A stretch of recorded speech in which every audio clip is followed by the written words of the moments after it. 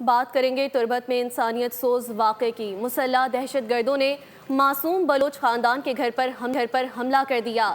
6 بے گناہوں کے قتل کے بعد گھر کو آگ بھی لگا دی گئی۔ مرنے والوں میں بچے اور خواتین بھی شامل ہیں۔ نام نہاد جدوجہد کے نام پر معصوم شہریوں کا قتل کئی سوالات اٹھا رہا ہے۔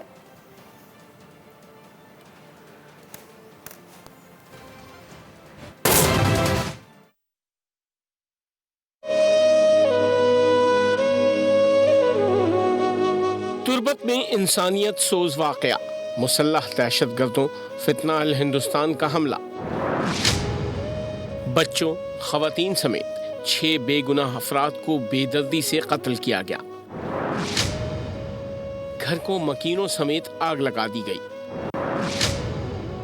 معصوم شہریوں کو نام نہاد جدوجہد کے نام پر قتل کیا جا رہا ہے، جو کھلی درندگی ہے۔